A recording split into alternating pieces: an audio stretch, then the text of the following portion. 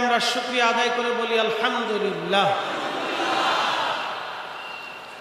শুকরিয়া আদায় করি সে রবের আসমানে যিনি সর্বশ্রেষ্ঠ নবী, সর্বকালের সর্বশ্রেষ্ঠ মহামানব, ইমামুল মুরসালিন, রাহমাতুল লিল আলামিন, সৈয়দুল কাওনাইন ওয়াস সাকালাইন, মেহবুবে আলা, সৃষ্টির শ্রেষ্ঠ, সাহেবে জান্নাত, সাহেবে মেহশার, সাহেবে হাউজে কাউসার, সাহেবে মাকামে মাহমুদ, আল্লাহর পেয়ারা মেহবুবের উম্মাত হিসেবে, অনুসারী হিসেবে আল্লাহ আপনাকে এবং আমাকে পছন্দ করলেন, কবুল করলেন।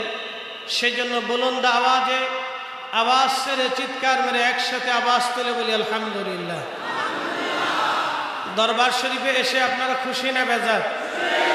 একটু হাত উঁচা করে বলেন, আপনারা খুশি না বেজার? ভালো লাগে কি লাগে না? ভালো লাগে কি লাগে না? ভালো লাগে কি লাগে না? তাহলে বুলন্দ আওয়াজে একসাথে তাকবীর হবে। যে যেখানে আছেন ঈমানি জজবা নিয়ে মুসলমানের তাকবীরের আওয়াজে রাজা গোরগোবিন্দের প্রাসাদ সেই দিন ভেঙেছিল। মুজাদ্দিদ আল ফিসানি সরহিন্দি রহমাতুল্লাহ আলাইহির কারণে সম্রাট আকবরের মসনাদ ভেঙেছিল।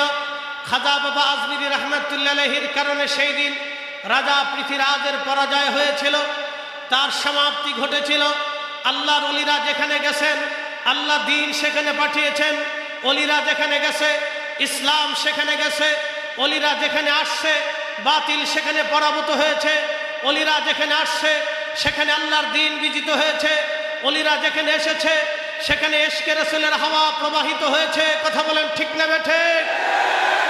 আওয়াজ তুলে বুলন্দ আওয়াজে একসাথে তাকবীর হবে। নারে তাকবীর। দরবার শরীফে যে যেখানে আছে বুলন্দ আওয়াজে আমরা একসাথে বলি নারে তাকবীর, নারে রিসালাত।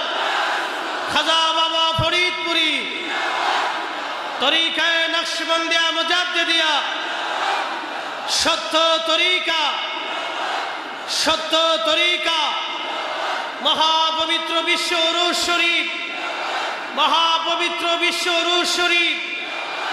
ওলি আল্লাহ যেখানে, কোরআন সুন্নাহ যেখানে, নূরের নবী যেখানে, হায়াতুন নবী যেখানে, মিলাদ কিয়াম যেখানে, উরুস মাহফিল যেখানে, নারে তাকবীর, নারে রিসালাত। মিয়া ভাইজান মুজাদ্দিদি, খাজা বাবা ফরিদপুরি, নারে তাকবীর। প্রিয় উপস্থিতি, আল্লাহ এখানে দাঁড়াইবার সুযোগ করে দিলেন, সেই জন্য শুকরিয়া তান বলি আলহামদুলিল্লাহ। আমার আজকের আলোচ্য বিষয় হচ্ছে যেই বিশ্ব জাকের মঞ্জিলে আপনারা বসে আছেন আজকে, এই বিশ্ব জাকের মঞ্জিল একসময় ছিল জাকের ক্যাম্প। কি ছিল?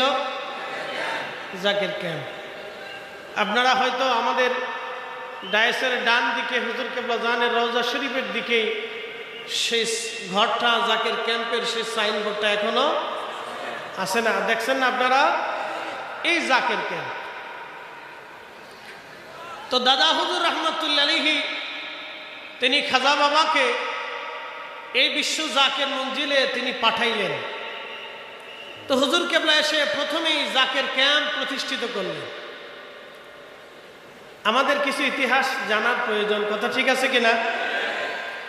তো হুজুর কেবলা জান হুজুর এইখানে জাকের ক্যাম্প প্রতিষ্ঠিত করলেন, যেটা আপনারা দেখেন জাকের ক্যাম্প। এই জাকের ক্যাম্প প্রতিষ্ঠিত করার পরে দাদা হুজুরের পক্ষ থেকে হুকুম আসলো, বাবা তুমি আমার সাথে কুরবানির ঈদ উদযাপন করবে এবং ঈদ উল ফিতরটা তুমি তোমার আপনজনের সাথেই আদায় করবে। আমার দিকে তাকাবেন, যে যেখানে আছেন এখানে যারা শুয়ে আছে একটু মেহরবানি করে উঠাই দিবেন, কারণ এটা একটা হাউস। এখান থেকে অনেক মানুষ অনেক কিছু শিখে যাবে, অনেক কিছু জেনে যাবে। অনেক কিছু জানার দরকার, বুঝার দরকার, খুব মনোযোগ দিবেন। তো দাদা হুজুর রহমতুল্লাহ আলাইহি তিনি হুকুম করলেন, বাবা তুমি আমার সাথে ঈদুল আজহা আদায় করবে এবং ঈদুল ফিতরের নামাজটা তুমি তোমার প্রিয়জনের সাথে আদায় করবে। একটা কথা মনে রাখবেন, আপন পীর এবং মুর্শিদ মুরিদের কাছে তার অত্যন্ত প্রিয় এবং আপন। কথা ঠিক আছে কিনা? প্রিয় এবং আপন। তো তারই নির্দেশে হুজুর কেবলা যান তৎকালীন সময়ে 29টা নৌকা এবং আরো জাকের ভাইদেরকে নিয়ে 29টা নৌকার কাফেলা করে